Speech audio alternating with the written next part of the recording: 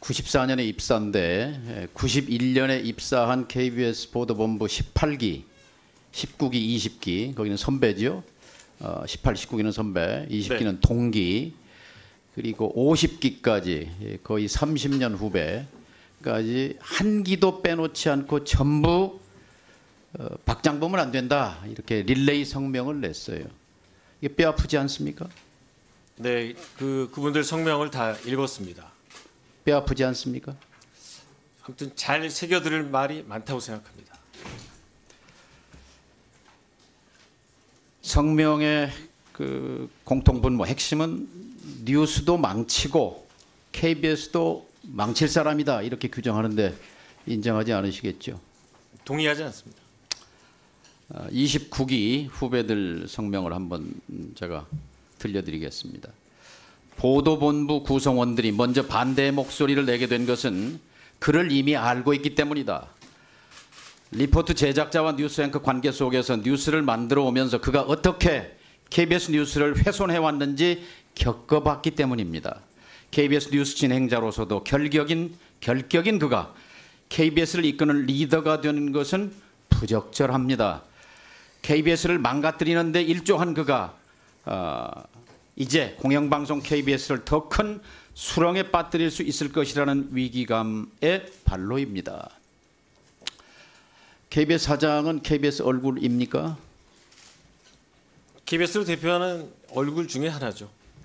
얼굴이지요. 보도본부 32기 33명의 취재기자와 촬영기자들은 이렇게 성명합니다.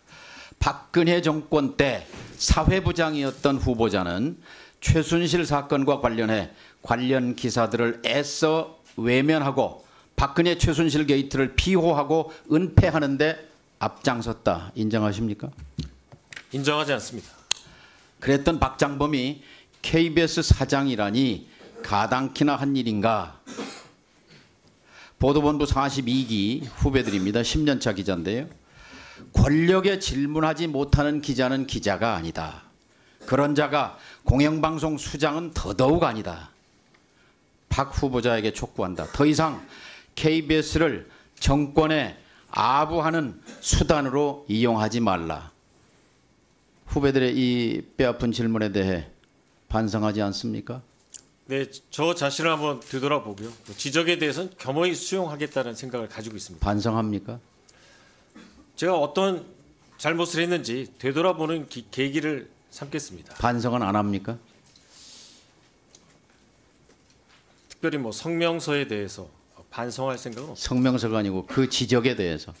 뭐 특별히 반성할 내용은 없다고 생각합니다.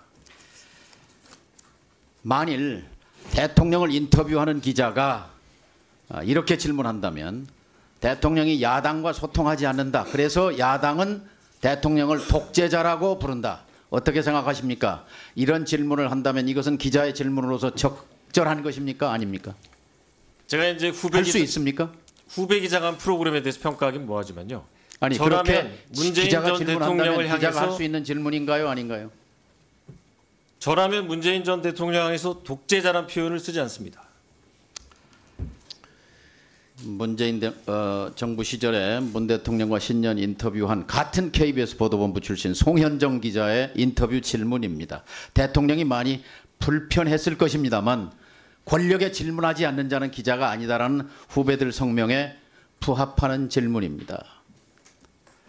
후보자는 윤 대통령에 대해서 조만한 파우치에 대해서 질문했습니다. 대통령에 대해 불편한 질문입니까?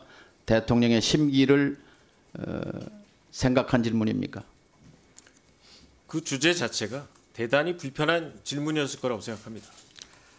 후보자는 혹시 타임지 편집장이 쓴 아부의 기술이라는 책을 본 적이 있습니까?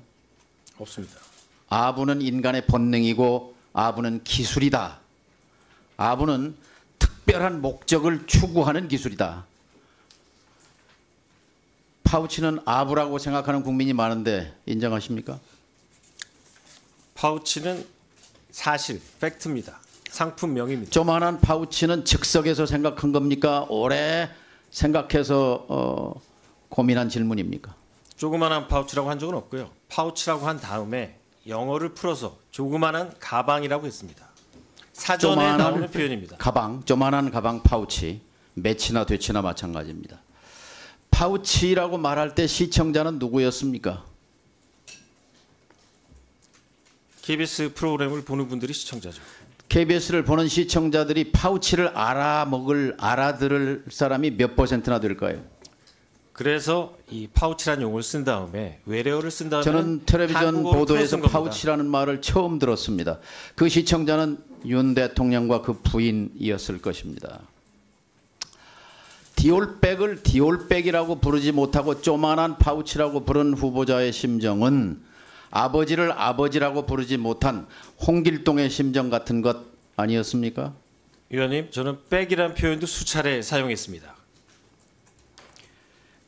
기자 지망생들에게 필독서가 있어요. 저널리즘의 기본 원리라고 하는 빌 코바치의 책입니다. 혹시 본 적 있습니까? 없습니다. 이 저널리즘의 기본 원리 핵심 원칙 10가지를 서술하는데 그중에 1번, 2번이 뭐냐면 독자와 시청자를 속이지 말라. 절대로 조작하지 말라. 이 두 가지입니다. 디올백을 조만한 파우치라고 돌려 말한 것은 명백히 시청자를 속인 것입니다.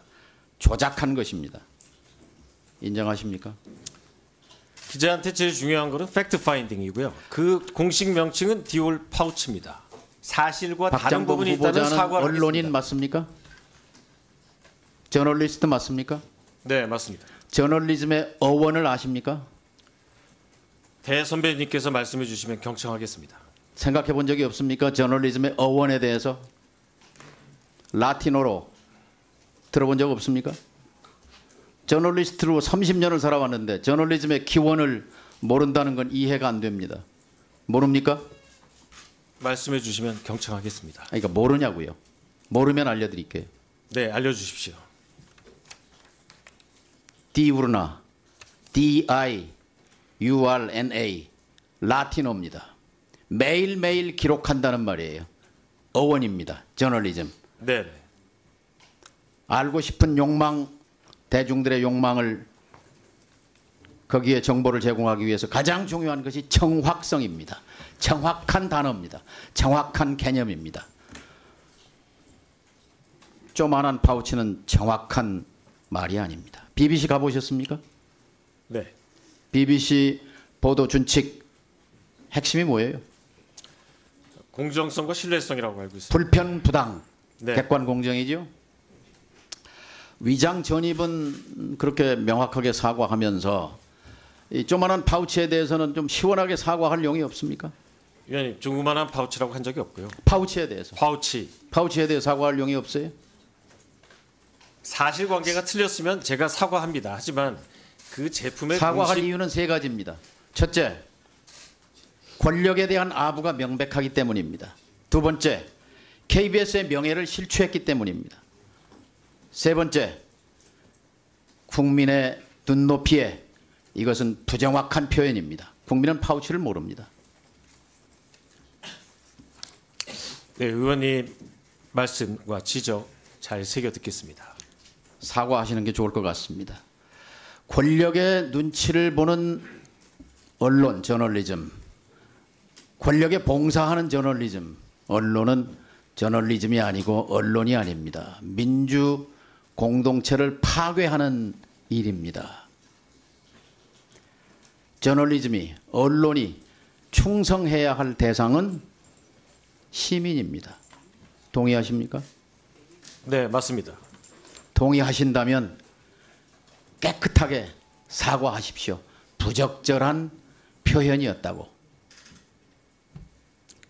거듭 말씀드린 것처럼 그 파울 디우치는 상품명입니다.